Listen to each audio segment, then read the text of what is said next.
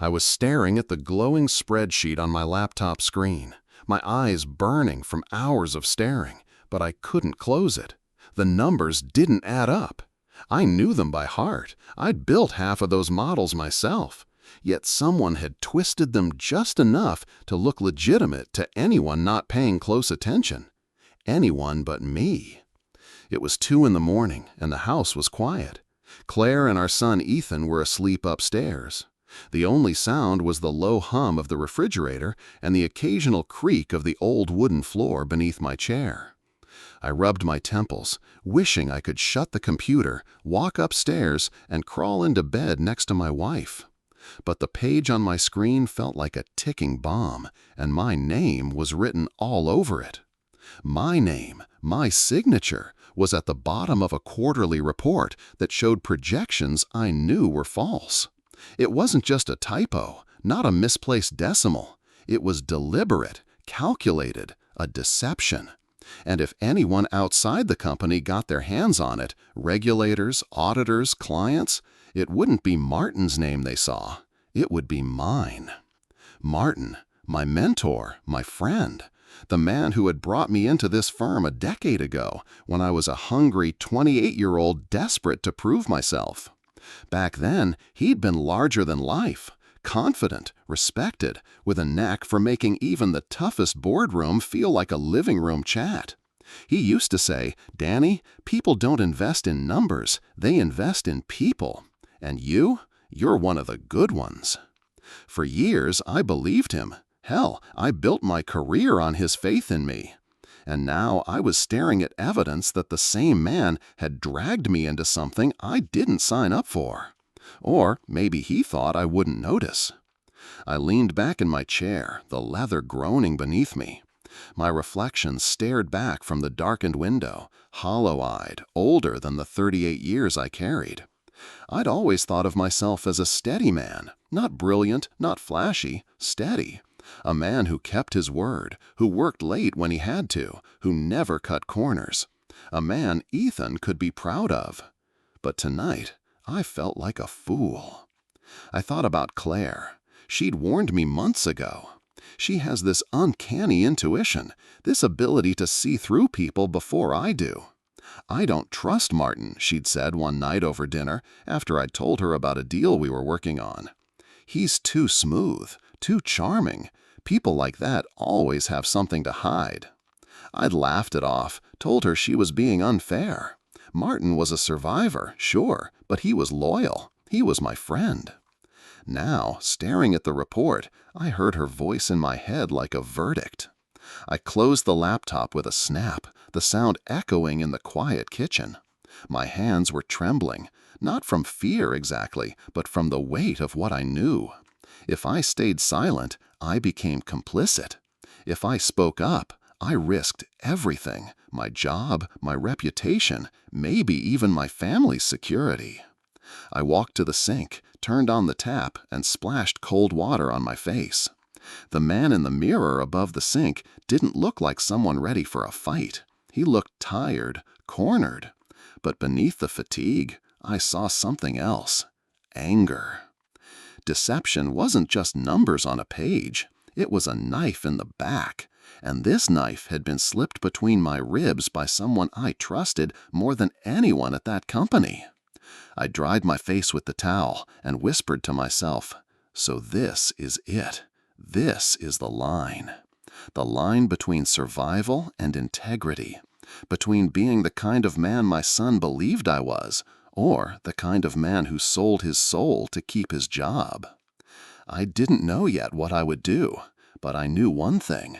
Nothing at the firm, nothing in my life would ever be the same again. The next morning, I walked into the office with a kind of calm that only comes from sheer willpower. My body was tense, every nerve screaming, but I forced my shoulders back and my face neutral. No one could know what I'd uncovered last night. Not yet. Our firm, Holloway and Pierce Consulting, occupied the 23rd floor of a downtown glass tower. The view was spectacular, all shining steel and streams of traffic. But I wasn't looking out at the city that morning. I was watching people. Their footsteps, their laughter, their eyes, trying to see what was real and what was just performance. Martin's office door was half open when I passed. He was inside, leaning back in his chair with his feet up on the desk, talking on the phone. He saw me and gave me a wink like we were sharing some private joke. My stomach turned. I slipped into my own office, closed the door, and stared at the stacks of files on my desk. For 10 years, I'd walked into this space with pride. Now, it felt like a cage. A soft knock on the door broke my thoughts. Sarah, one of our junior analysts, peeked in. She was in her late 20s, sharp-eyed, and ambitious in the way I'd once been. "Morning, Daniel," she said, stepping inside. "Got a minute?" "Sure," I said, motioning to the chair opposite mine. She sat down, clutching a folder. "I was going over the Q3 data again. Something doesn't sit right." My heart skipped. I leaned forward, careful not to betray too much. "What do you mean?" She opened the folder and pointed to a column of numbers. "The growth projections here, they don't match the client's actual performance, not even close. I thought maybe I'd miscalculated, but I double-checked." She looked up, her eyes narrowing. "Am I missing something?" I studied her face. She was smart, too smart to be fooled, but she was also inexperienced. If she pushed too far, she'd be crushed. "You did the math right," I said slowly, "but sometimes, in this business, numbers get adjusted for presentation." Her brow furrowed. "Adjusted? You mean manipulated?" The word hung between us. I didn't answer. That was answer enough. Sarah sat back, exhaling. "Does Martin know?" The question cut. Of course he knew. He orchestrated it. But I couldn't say that. Not yet. "Just keep this to yourself for now," I said. "Let me look into it." She hesitated, then nodded. "All right, but Daniel, if something's going on, people should know." I watched her leave, my chest tightening. She reminded me of myself years ago, idealistic, certain that truth always won. I envied her. That evening, I sat across from Claire at our kitchen table. Ethan was upstairs, reading before bed. Claire studied me with those steady eyes that saw through every mask I tried to wear. "You're quiet," she said, "more than usual." I toyed with my glass of water, tracing the rim with my finger. "Work's complicated." "It's Martin, isn't it?" I looked up sharply. "Why would you say that?" "Because I know you," she said, "and I know him. He's at the center of whatever's weighing on you."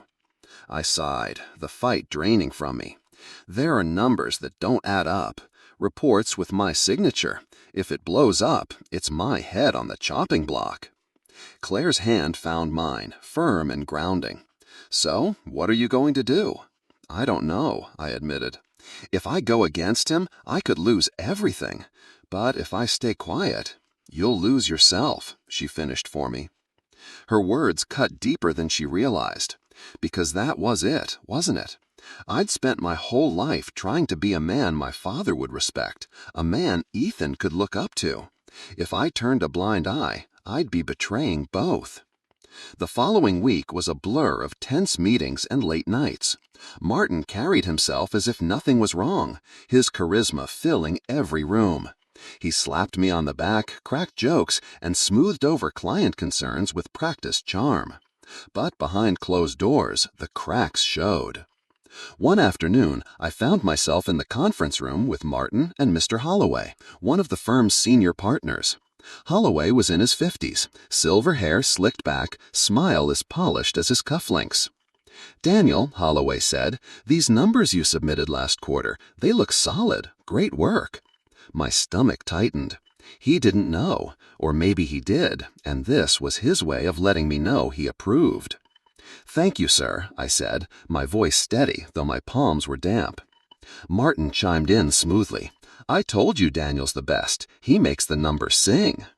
The two men laughed, and I forced a smile, but inside I felt the walls closing in. After the meeting, I caught Martin in the hallway. "We need to talk." He raised an eyebrow. "About what?" "The reports," I said quietly. "My name's on things I didn't sign off on. That's a problem." His smile faded, replaced by something colder.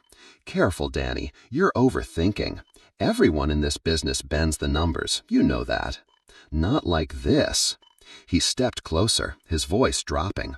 "Look, I've protected you for years. Do you think you'd be where you are without me?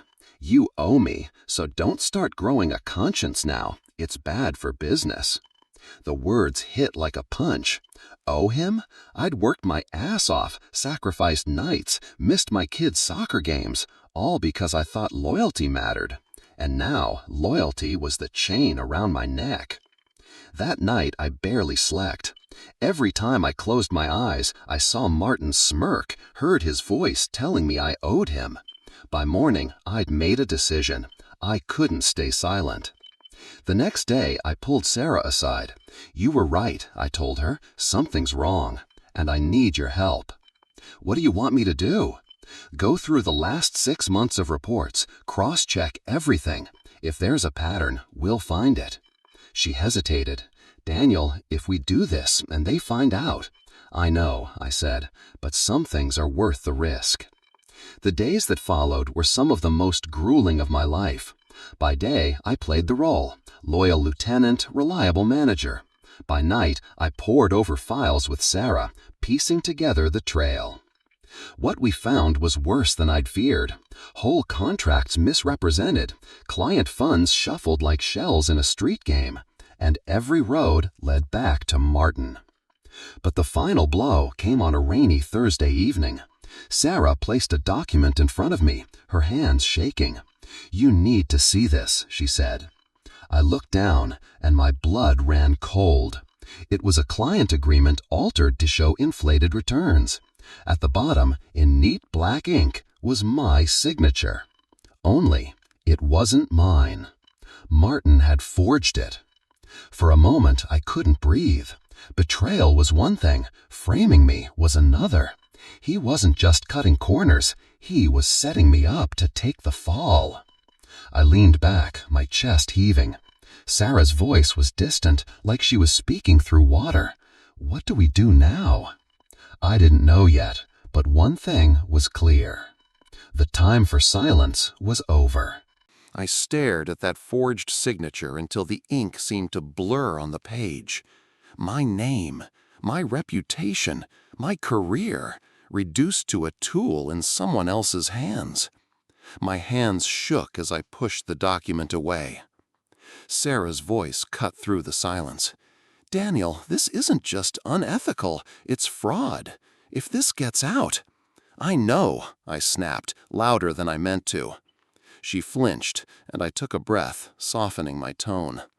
"I'm sorry, it's just, I trusted him." I stood, pacing the small conference room we'd been using in secret. The fluorescent light buzzed overhead, too bright, too harsh. He didn't just involve me, he tried to bury me. "What are you going to do?" Sarah asked. The question hung heavy. I thought of Claire, of Ethan, of all the years I'd worked to build a name worth respecting. And now, one forged signature could undo it all. "I need to confront him," I said. Sarah's eyes widened. "Are you sure? If he knows you're onto him." "He already knows," I interrupted. "That's why he forged my name. He's daring me to do something about it." The chance came 2 days later. Martin called me into his office after hours. Most of the floor was empty, the hum of computers replaced by the distant drone of cleaning crews. His blinds were half drawn, the room dim, except for the desk lamp casting long shadows across the walls. "Close the door, Danny," he said, gesturing with his whiskey glass. I shut it behind me, every nerve on edge. He leaned back in his chair, swirling the amber liquid. "You've been restless lately, nose in files, quiet in meetings. Makes a man wonder." I forced my voice steady. "I could ask you the same thing." He smirked, setting the glass down with a soft clink. "Come on, you've been in this game long enough to know how it works. Numbers bend, deals get polished. That's how we survive." "Survival?" I stepped closer, pulling the forged document from my folder and laying it on his desk. This isn't survival. This is fraud, with my name on it. His eyes flicked to the paper, then back to me. Not a hint of guilt, just cool calculation. "You think anyone's going to believe you over me?" he asked. "You're a mid-level manager, Danny, a replaceable cog. I built this firm's reputation. Holloway trusts me. Clients trust me. Who do you think they'll side with?" Anger flared hot and sharp. "You used me. For 10 years I defended you, believed in you. And this is how you repay me? By setting me up to take the fall?" Martin stood, his voice rising. "Don't play the victim. You benefited from this too. Promotions, bonuses, a nice house, a family taken care of. All of it because I pulled you up with me. Without me, you're nothing." His words hit hard, but beneath the sting, something inside me hardened.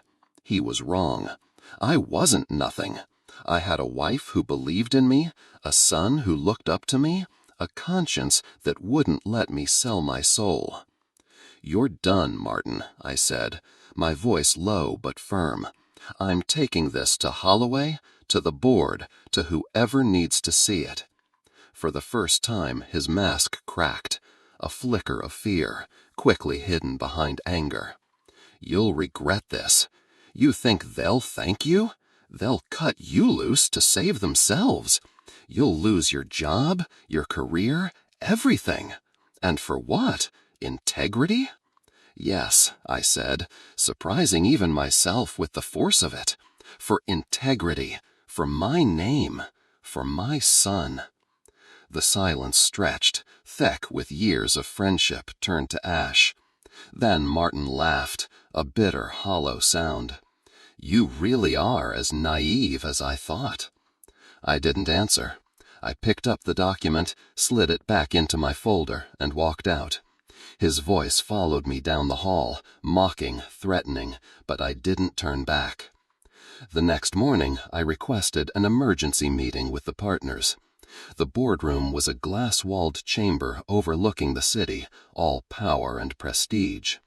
As I laid out the documents, the falsified reports, the forged signatures, the trail Sarah and I had pieced together, my heart pounded so loud I thought they'd hear it.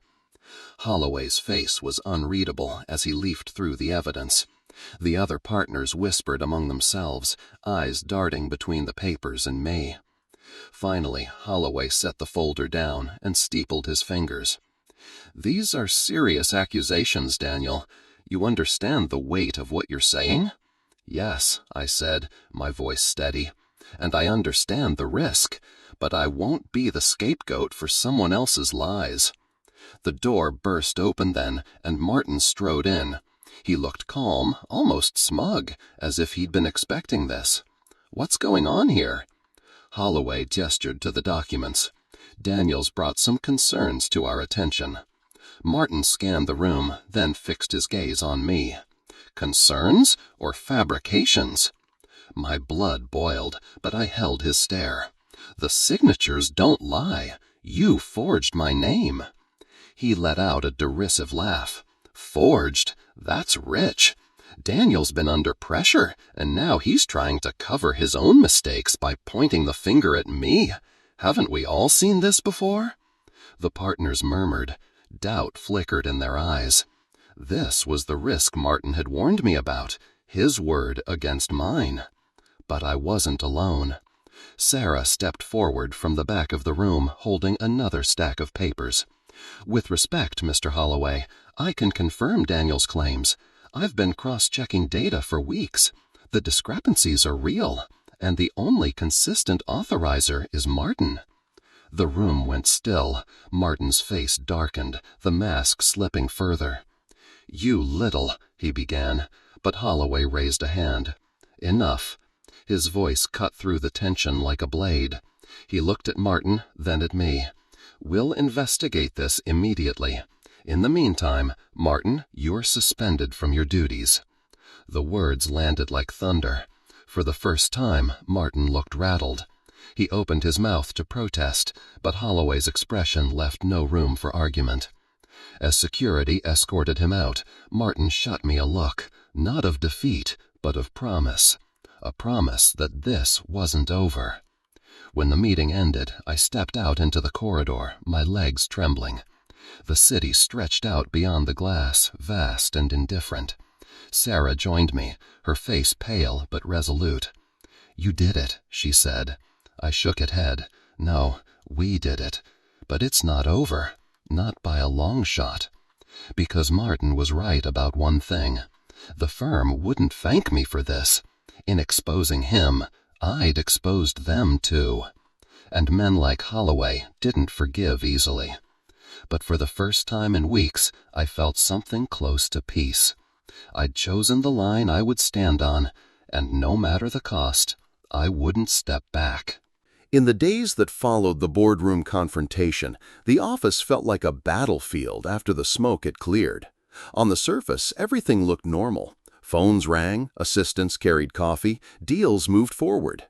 But beneath it all was a tension you could feel in your bones. Conversation stopped when I walked by. Colleagues glanced at me, then quickly looked away. Martin was gone, suspended pending formal investigation, but his shadow lingered. Half the staff had built their careers under him, basked in his charm, benefited from his schemes. To them, I wasn't a hero, I was a traitor, the man who'd pulled the pin on the grenade. I tried to keep my head down, but the isolation was suffocating. Emails slowed, invitations to client meetings disappeared. Even Holloway, who had promised a full inquiry, avoided my gaze in the hallways. One evening, after another long day of silent stares, I sat in my office, staring at the city lights. The door opened softly, and Sarah stepped in. "You all right?" she asked. I forced a smile. "Depends how you define all right." She closed the door and sat across from me. "I know it feels like you're alone, but you're not. What you did, it mattered." "Maybe," I said, rubbing my temples, "but it feels like I just signed my own death warrant." She hesitated. "Some people are scared, Daniel. Martin made them feel untouchable. You proved otherwise. That's not something they'll forgive easily." I leaned back, exhaling. "You're wise beyond your years, you know that?" She gave a small smile. "Maybe. Or maybe I just refused to let fear dictate the truth." Her words reminded me of Claire and Ethan, and why I'd done this in the first place. The investigation dragged on for weeks. Rumors spread, some true, most twisted. I heard whispers that Martin was threatening to take others down with him if he fell, that Holloway himself might be implicated, that my career was finished regardless of the outcome. One Friday afternoon, Holloway finally called me into his office. His tone was polite, his smile tight, but his eyes were sharp as blades. "Daniel," he said, "the board appreciates your diligence. But you must understand, situations like this are delicate. Clients get nervous. Reputations are fragile. Sometimes discretion is the wiser path." I stared at him, the meaning clear. He wanted me to back off, let things fade quietly, sweep it under the rug. "With respect, sir," I said, "discretion is what got us here. Someone had to draw the line." Holloway's smile didn't waver, but his voice cooled. "And sometimes the man who draws the line is the one who ends up alone on the other side." The meeting ended with a handshake, but the message was unmistakable. My days at the firm were numbered. I told Claire that night, sitting at our kitchen table while Ethan worked on a puzzle in the living room. "They're going to push me out," I said. She squeezed my hand. "Then let them. You've done the right thing. That matters more than their approval." Her faith in me was unshakable, even when mine faltered. "But what about us? The mortgage, Ethan's school?" "We'll manage," she said firmly. "We always do. I'd rather have less money and a husband I respect than a bigger house built on lies." I swallowed hard, fighting the lump in my throat. That was Claire, cutting through the noise, grounding me when everything else spun out of control. 2 weeks later, the axe fell. Holloway called me in, thanked me for my service, and informed me that my role was being restructured, a polite way of saying I was finished. I walked out with a cardboard box of my things, framed photos, a coffee mug Ethan had painted in art class, a stack of notebooks filled with years of late-night ideas. The elevator ride down felt endless, each floor another reminder of what I was leaving behind. Sarah caught me in the lobby. "You don't deserve this," she said, eyes glistening. "Maybe not," I said, "but sometimes the truth comes with a price."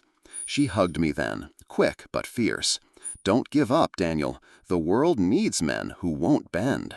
Her words stayed with me as I walked out into the crisp evening air. The weeks that followed were hard. Rejection emails piled up. Recruiters were polite but evasive. My name was tied to scandal now, even if I wasn't the guilty one. Claire picked up extra shifts at the clinic where she worked part-time. I tried to hide my frustration, but Ethan noticed anyway. One night, he climbed onto the couch beside me, his small hand slipping into mine. "Mom says you're the bravest man she knows," he said softly. I blinked back tears. "Does she?" He nodded. "And I think so too, even if people at work don't." I pulled him close, pressing my forehead against his hair. In that moment, every sacrifice felt worth it. Slowly, piece by piece, I started to rebuild. A former client, one who respected what I'd done, reached out. "I'd rather work with an honest consultant on his own than a corrupt firm with a big name," he told me. That one call led to another, and then another. Within 6 months, I was running my own small consultancy out of a rented office space. Modest, humble, but mine, and built on a foundation I could stand on without shame. Claire supported me every step, managing the chaos with grace. Ethan would stop by after school, sitting at my desk and pretending to be the boss.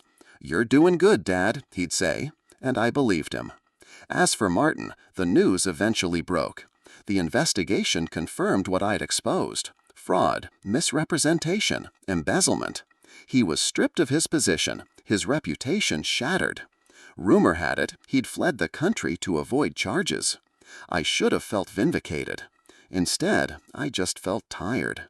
Betrayal doesn't heal easily, even when justice is served.